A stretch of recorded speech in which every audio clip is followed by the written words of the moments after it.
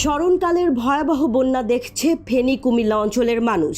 কয়েকদিনের ভারী বৃষ্টি আর ভারত থেকে নেমে আসা ঢলে ফেনী ও নোয়াখালী সহ দেশের ৮টি জেলা এখন পানির নিচে। যোগাযোগের সব পথ বন্ধ।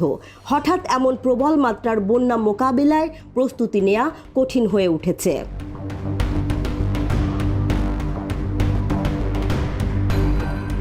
সিলেটে অতিবৃষ্টি আর ভারতের উজান থেকে নেমে আসা পাহাড়ি ঢলে বিপদসীমা ছাড়িয়ে গেছে কুশিয়ারা নদীর পানি।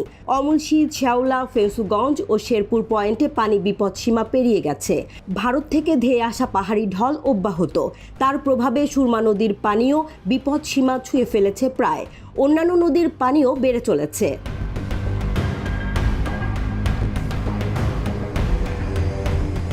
আচমকা বন্যার প্রতিক্রিয়ায় ভারতের বিরুদ্ধে না জানিয়ে বাঁধ খুলে দেওয়ার অভিযোগ ওঠে।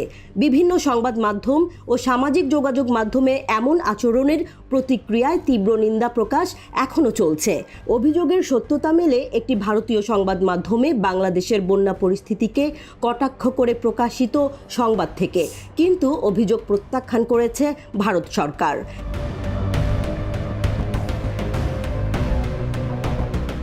ভারতের সরকারের দেয়া বিবৃতিতে বাংলাদেশের বন্যা পরিস্থিতি নিয়ে উদ্বেগ প্রকাশ করা হয়। দেশটির বক্তব্য, বাঁধের নিচের দিকে পানির প্রবাহের কারণে বাংলাদেশে বন্যা হয়েছে। ১৯ আগস্টের বৃষ্টির পূর্বাভাসের কথা উল্লেখ করে ভারতের পক্ষে সামাজিক যোগাযোগ মাধ্যমে বলা হয়েছে যে ভারত আগেই পরিস্থিতি জানিয়েছিল, কিন্তু সত্য হলো সুনির্দিষ্টভাবে ডম্বুর ও কলসি ড্যাম ও ব্যারাজের গেট খুলে দেওয়ার তথ্য বাংলাদেশকে জানানো হয়নি। ভারত শুধুমাত্র ত্রিপুরায় অতিরিক্ত বৃষ্টিপাত ও বন্যার তথ্য জানিয়েছে। ড্যাম বা ব্যারাজের গেট খোলার তথ্য না জানানোয় বাংলাদেশে বন্যা বিপর্যয়কর আকার ধারণ করেছে।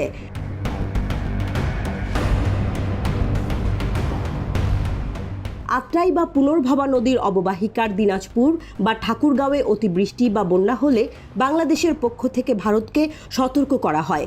পশ্চিমবঙ্গের উত্তর দিনাজপুর বা দক্ষিণ দিনাজপুর জেলা যেন পরিস্থিতি মোকাবেলার প্রস্তুতি নিতে পারে, তাই বাংলাদেশ কাজটি করে। ব্রহ্মপুত্র নদকে ঘিরে একই পরিস্থিতি সৃষ্টি হলে চীন বাংলাদেশকে প্রয়োজনীয় তথ্য দেয়।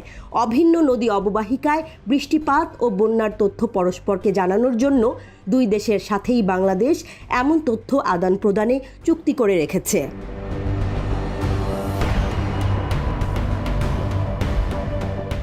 যৌথ নদী কমিশনের সদস্য ডক্টর মোহাম্মদ আবুল হোসেন জানিয়েছেন, যে কোনো যৌথ নদীর বাঁধ খুলে দেওয়ার আগে জানানোর রীতি আছে, কিন্তু হাইড্রো পাওয়ারে খোলা বা বন্ধ করার গেট থাকে না।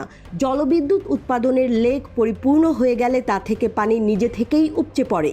হঠাৎ টানা অতিবৃষ্টি এবং পূর্বাভাসের চেয়ে বেশি বৃষ্টির কারণে পরিস্থিতির অবনতি হয়েছে বলে জানান ডক্টর মোহাম্মদ আবুল হোসেন।